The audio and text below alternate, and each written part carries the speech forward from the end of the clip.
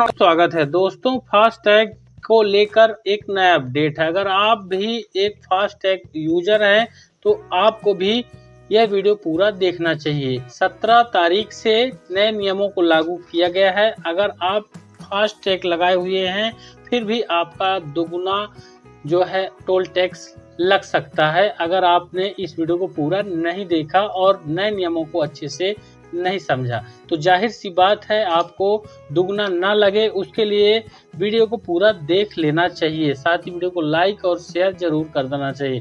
एक नया अपडेट है जो कि सरकार की तरफ से फास्टैग में लागू किया गया है।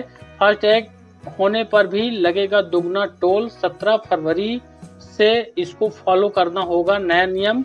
गाड़ी चलाने वाले सभी जो हैं मालिक और ड्राइवर इसको अच्छे से देख लें। फास्टैग यूजर जो है इसको अच्छे से समझ लेंगे क्या नियम है, किन नियमों में बदलाव किया गया है। जिन 4 व्हीलर पर फास्टैग लगा हुआ है उनके लिए 17 फरवरी से नियम बदलने वाला है। दरअसल national payment corporation of India, जिसको शॉर्टकट में NPCI की ओर से फास्टैग बैलेंस वैलिडेशन को लेकर एक नया अपडेट आया हुआ है जो कि आपको जान लेना चाहिए। जिन 4 व्हीलर पर फास्टैग लगा हुआ है उनके लिए 17 फरवरी से नियम बदलने वाला है। दरअसल national payment corporation of India यानी कि NPCI की ओर से फास्टैग जो बैलेंस वैलिडेशन नियम लागू किए जा रहे हैं, जिन्हें 17 फरवरी से लागू किया जा रहा है। यहाँ पर आप देख पाएंगे नया क्या है, बैलेंस वैलिडेशन नियम, यानी आपने जो रिचार्ज करा के वहाँ पर रखा हुआ है बैलेंस, वो वैलिडेशन का एक नियम बनाया गया हो कब तक वैलिड रहेगा। अब इसमें यूजर को अपने फास्टैग स्टेटस के बारे में एक्टिव रहने की ज़रूरत है। ऐसा नहीं होने पर फास्टैग पेमेंट अटक सकता है। और फास्टैग एक छोटा RFID टैग है और यह टैग व्हीकल की विंड स्क्रीन पर लगा होता है और ये सीधे आपके बैंक अकाउंट से जुड़ा होता है। जब व्हीकल टोल प्लाजा से गुजरता है तो टोल टैक्स अपने आप लिंक किए गए अकाउंट से ऑटोमेटिक ही कट जाता है और आपको अलग से कोई भी ऑफलाइन पेमेंट नहीं करना होता है। अब फास्टैग से जुड़े जो नियम है वह जानिए, जो नया नियम यहाँ पर बनाया गया है। NPCI ने 28 जनवरी 2025 को नियम जारी किया है। इस नए नियम के मुताबिक 17 फरवरी से अगर टोल प्लाजा पर टैग रीड करने से पहले 60 मिनट से ज़्यादा समय तक टैग को ब्लैक लिस्ट रहा है या फिर टैग रीड करने से कम 10 मिनट तक ब्लैक लिस्ट रहा है तो पेमेंट नहीं होगा। इसको अच्छे से समझिएगा। यह नया नियम यूजर्स को अपने फास्टैग स्टेटस में सुधार के लिए 70 मिनट की विंडो देता है। अब नए नियम का सीधा असर यूजर पर होगा। अब आप टोल बूथ पर ब्लैक लिस्टेड फास्टैग को अंतिम समय रिचार्ज करना आपको नुकसान पहुंचा सकता है।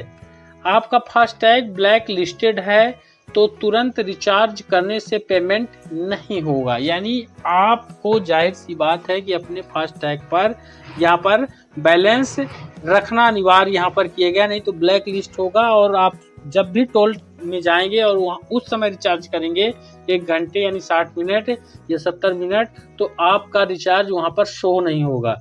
अब फास्टैग यूज करने वाले इन बातों को ध्यान में रखेंगे। अगर आपका फास्टैग आपके टोल पर पहुंचने से पहले ब्लैक लिस्टेड है और टैग पढ़ने के बाद भी ब्लैक लिस्टेड है तो पेमेंट नहीं होगा। अब ऐसे में आपसे दुगना टोल वसूला जाएगा। आपका फास्टैग ब्लैक लिस्ट है लेकिन आप टैग को रीड होने से 60 मिनट के अंदर या फिर रीड होने के 10 मिनट में रिचार्ज करते हैं तो आपका पेमेंट रिसीव कर दिया जाएगा और आपसे नॉर्मल चार्ज लिया जाएगा। यानी अगर आपका जो गाड़ी है टोल टैक्स पर टोल प्लाजा पर चला गया है तो आपका वो रीड कर लिया है, टोल का जो CCTV होता है, रीडर होता है मशीन, तो आपका जो है रिचार्ज उस समय नहीं था लेकिन आपका वहाँ से कटेगा, लेकिन वो 1 घंटे के अंदर वो हो जाना चाहिए था। अब यहाँ पर आप देखेंगे आपका फास्टैग ब्लैक लिस्ट है अगर, और आप टोल क्रॉस कर जाते हैं तो आपसे डबल चार्ज ले लिया जाएगा।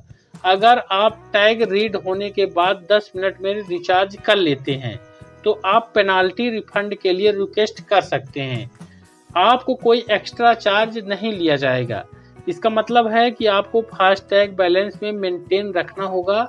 आप केवाईसी भी करवा लें और लास्ट टाइम पर रिचार्ज नहीं होगा। तो केवाईसी वगैरह का ये प्रोसीजर है यहाँ पर, तो कुछ इस तरह से है। और इसके साथ एक नया अपडेट यहाँ पर फास्टैग का स्टेटस कैसे आप चेक कर सकते हैं इसको भी जान लीजिएगा।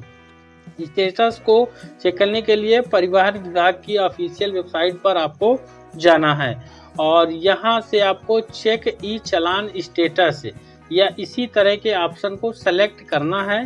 फिर उसके बाद अपना व्हीकल का रजिस्ट्रेशन नंबर दर्ज करना है। इस तरह से आप पता लगा सकेंगे कि आपका वाहन ब्लैक लिस्टेड है या फिर नहीं। अब फास्टैग अनब्लॉक करने के लिए सबसे पहले आपको फास्टैग रिचार्ज करना पड़ेगा और उसके बाद जो है वहाँ पर मिनिमम बैलेंस आपको ऐड करना पड़ेगा। फिर पेमेंट वेरीफाई करना पड़ेगा और इसके बाद फास्टैग का स्टेटस मालूम हो जाएगा कि आपका फास्टैग क्या है, ब्लैक लिस्टेड है या फिर नॉर्मल ही है। अब थोड़ी देर में फास्टैग एक्टिव भी हो जाएगा। तो ये फास्टैग से नियम है। अब यहाँ पर फास्टैग आप कहाँ से ले सकते हैं, तो सभी बैंक से फास्टैग आपको मिलेगा। जब एक बार किसी भी व्हीकल पर फास्टैग लगा दिया जाता है तो उसे दूसरे व्हीकल में ट्रांसफ़र नहीं किया जा सकता, यानी एक फास्टैग केवल एक व्हीकल के लिए होता है। अब टैग को किसी भी बैंक से खरीदा जा सकता है।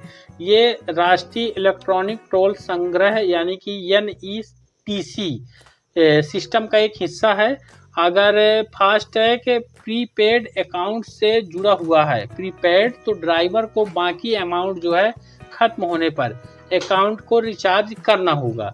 अब फास्टैग इस तरह से डिजाइन किया गया है कि ड्राइवर किसी भी टोल प्लाजा पर अपने फास्टैग का उपयोग कर सकता है, यानी आप किसी भी बैंक का इस्तेमाल करेंगे तो आपका कहीं पर भी जो है ऑल इंडिया के अंदर आपका जो फास्टैग है वो रीड हो जाएगा टोल प्लाजा पर, किसी भी टोल प्लाजा पर किसी भी कंपनी का फास्टैग जो है यहाँ पर। कुछ नॉर्मली हैं जो कि इशू करते हैं थोड़ा सा, लेकिन आपका जो ज़्यादा डबल यहाँ पर जो नियम के अनुसार डबल चार्जेस है वो तभी आपका लगेगा फास्टैग लगने होने के बाद भी, जब आपका ब्लैक लिस्टेड रहेगा। ब्लैक लिस्टेड तभी रहेगा जब आप रिचार्ज मिनिमम जो उसमें है वो वहाँ पर ऐड नहीं किए हैं, तब आपका वहाँ पर ब्लैक लिस्टेड हो जाएगा। तो मिनिमम बैलेंस से थोड़ा सा ज़्यादा ही रखना पड़ेगा आपको। जैसे 100 रुपये मिनिमम है तो आप 150 रखिए, 200 रखिए, इतना रख लीजिए। मुझे उम्मीद है वीडियो बेहद इंपॉर्टेंट है, इसको ज़्यादा से ज़्यादा लाइक करके शेयर कर दीजिएगा। चैनल पर नए हैं तो सब्सक्राइब जरूर कर लीजिएगा। धन्यवाद।